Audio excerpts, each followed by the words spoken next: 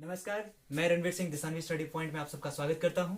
जैसा कि ठंड बढ़ चुकी है तो आप लोग घर से बाहर कम निकलें और प्रयास करें कि जैकेट स्वेटर जितना हो सके पहने रहें, जैसे ठंड ना लगे और आप लोग आगे बढ़ सकें। आज हम लोग पढ़ने वाले हैं बायोलॉजी, और बायोलॉजी के इंपॉर्टेंट चैप्टर ह्यूमन डिजीज, जहाँ से जनरल कंपटीशन में बहुत ज़्यादा क्वेश्चन पूछा जा चुका है और काफ़ी ज़्यादा नंबर से यहाँ से क्वेश्चन आते हैं। Human disease, basically human disease के अंदर हम वो पढ़ेंगे कि किस वजह से या क्यों आदमी बीमार पड़ते हैं। उसमें कई सारे रीजन होते हैं। ह्यूमन डिजीज को समझने के लिए हम इसे दो भागों में बांटते हैं। पहला कॉन्जिनिटल यानी जन्मजात रोग। जन्मजात रोग यानी जो जन्म से हो या गर्भावस्था में हो या जन्म के समय से ही वो रोग हो या वो विकार उत्पन्न हो। जैसे ये दो रीजन से हो सकता है। एक, गर्भावस्था में अगर चोट लगे तो उनकी वजह से होता है। दूसरा, भ्रूण में जो क्रोमोसोम होती है, क्रोमोसोम में असामान्यता की वजह से जन्मजात रोग उत्पन्न होता है। और दूसरा एक्वायर्ड कॉन्जेनिटल, और दूसरा एक्वायर्ड। एक्वायर्ड यानी उपार्जित रोग। उपार्जित रोग। और अभी अभी हम लोगों ने समझा कॉन्जिटल यानी जन्मजात रोग, जैसे कि वर्णांधता,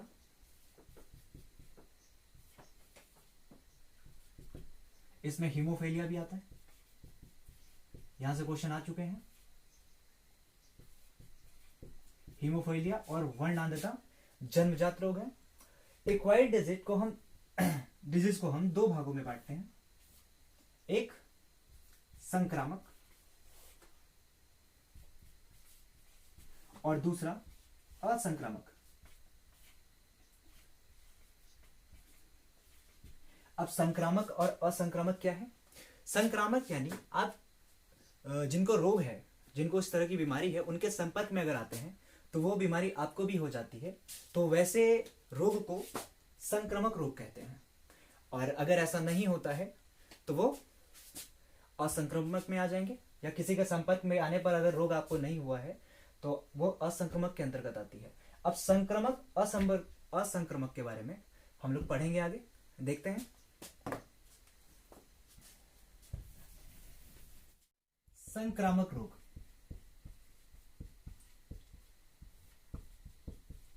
यानी इन्फेक्शियस डिजीज मुख्यतः बैक्टीरिया जनित हो सकते हैं, वायरस जनित हो सकता है, प्रोटोजोआ जनित हो सकते हैं, इसी तरह वर्म और फंगी। हिंदी में इनको जीवाणु, विषाणु, प्रोटोजोआ को प्रोटोजोआ ही कहते हैं,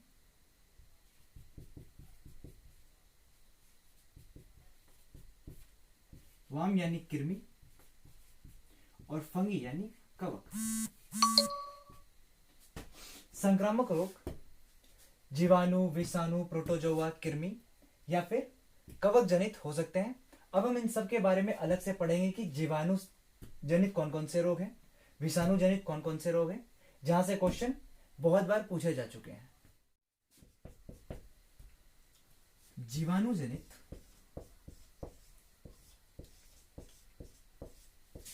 रोग के बारे में देखते हैं, यानी बैक्टीरिया से संबंधित।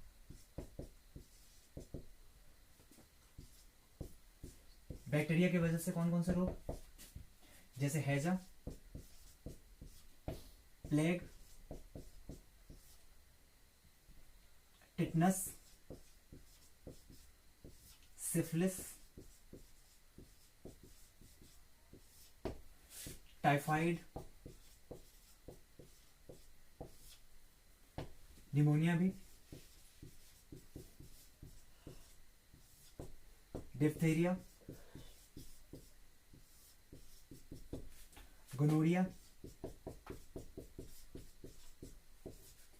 एंड ऑफ कोर्स काली खांसी। और देखा जाए तो क्षय रोग। तो ये सब जो बीमारी है जिनके होने की वजह बैक्टीरिया है, कोई ना कोई बैक्टीरिया है जिसकी वजह से ये सारी बीमारी होती है। जनरल कंपटीशन में यहां से डायरेक्ट क्वेश्चन पूछे जाते हैं, जैसे टाइफाइड, क्षय रोग, प्लेग और हैजा। ये सारे क्वेश्चन पूछे जा चुके हैं कि ये कौन सा जनित बीमारी है, जीवाणु, विषाणु, प्रोटोजोआ या कृमि। अब देखते हैं विषाणु जनित बीमारी। विषाणु जनित रोग, विषाणु यानी वायरस कौन कौन से हैं, जैसे चेचक, पोलियो,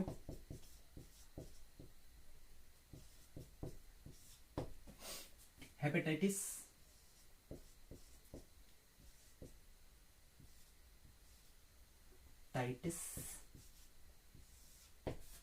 इंसेफ्लाइटिस,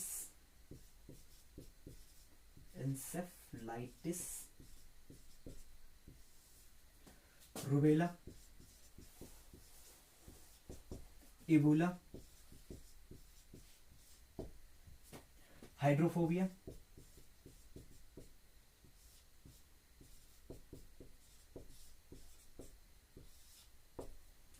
गलसुआ,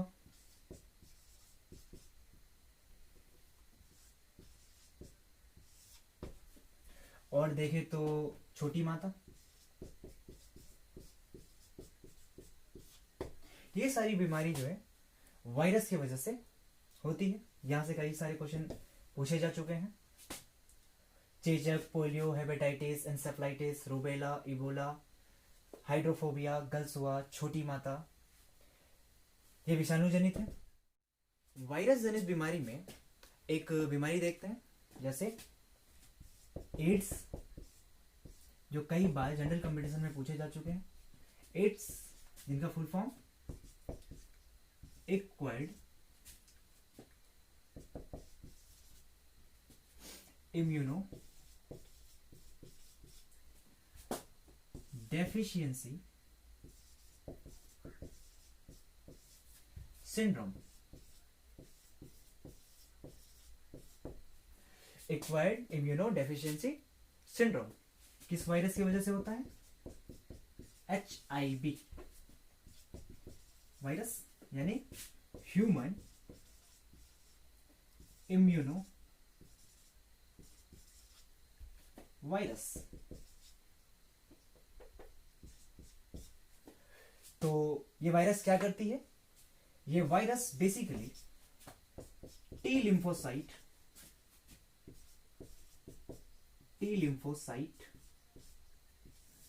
श्वेत रक्त कोशिका या श्वेत रक्त कणिका को नष्ट करती है।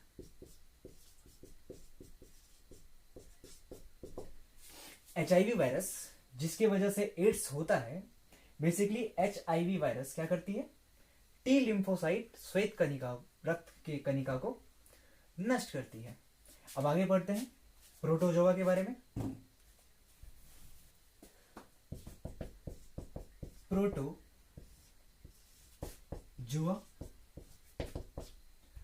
अब प्रोटोजोआ जनित बीमारी कौन कौन से हैं? जैसे मलेरिया, पायरिया, कालाजर,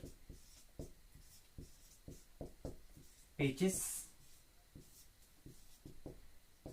या निंद्रा संबंधित बीमारी भी प्रोटोजोआ संबंधित या प्रोटोजोआ जनित रोग है। मलेरिया, पायरिया, कालाजर, पेचिस। मलेरिया कई बार क्वेश्चन पूछा जा चुका है, पायरिया भी उनमें से एक है। ऐसी बहुत सारी बीमारी है जो मच्छरों के काटने से भी होती है और कई बार जनरल कंपटीशन में यहां से क्वेश्चन पूछा जा चुका है, जैसे कि मलेरिया,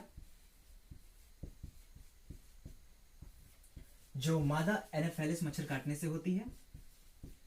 मादा एनाफेलिस मच्छर, कारण प्लाज्मोडियम प्रोटोजोआ होता है। Plasmodium protozoa. मलेरिया रोग का सबसे पहले पता जो लगाया था उनका नाम था सर रोनाल्ड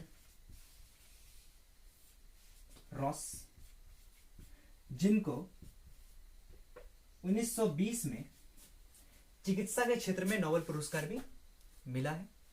मलेरिया में लाल रुधिर कणिका जो है नष्ट होने लगती है और इनसे पीलिया या लीवर संक्रमित होता है। आगे देखते हैं। डेंगू वायरस जनित बीमारी है। ये मादा एडिस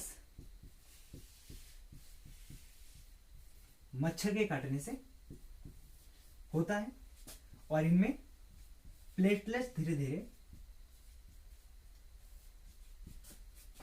कम होने लगती है। डेंगू मादा एडिस मच्छर की वजह से, काटने की वजह से, और इसमें क्या होती है, प्लेटलेट्स, पित्त ज्वर और चिकनगुनिया, ये दोनों एडिस एजिप्टी मच्छर के काटने से होती है। और चौथा जापानी एन्सेफेलाइटिस। एन्सेफेलाइटिस चूंकि ये बीमारी जापान में सबसे पहले मरीज देखा गया था, इसलिए इसका नाम जापानी एन्सेफेलाइटिस है। और ये क्यूलेक्स मच्छर काटने से होता है। क्यूलेक्स मच्छर के काटने से होता है। और क्वेश्चन पूछा जा चुका है कि क्यूलेक्स मच्छर सबसे ज्यादा कहां पनपते हैं, तो धान के खेत में। तो अभी हम लोगों ने पढ़ा कि लगभग 4 ऐसे बीमारी हैं, 4-5 ऐसे बीमारी हैं जो मच्छरों के काटने से होते हैं, जिसमें मलेरिया है, डेंगू है, चिकनगुनिया है और पित्त ज्वर है, जापानी एन्सेफेलाइटिस है। और किस किस मच्छर के काटने से होता है वो भी आपने पढ़ा। अब तक हम लोगों ने इन्फेक्शियस डिजीज में बैक्टीरिया, वायरस, कृमि, प्रोटोजोआ के बारे में पढ़ा और उनसे जनित बीमारियों के बारे में समझा। एक और बच जाती है फंगी, यानी कवक से या कवक जनित बीमारी, जैसे अस्थमा, जिनको दम्मा भी कहते हैं।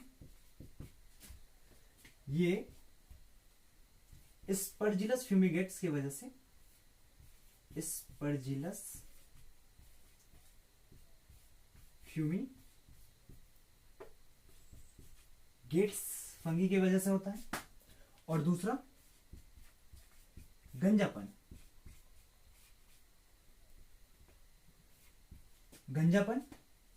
जो टीनिया कैपिटिस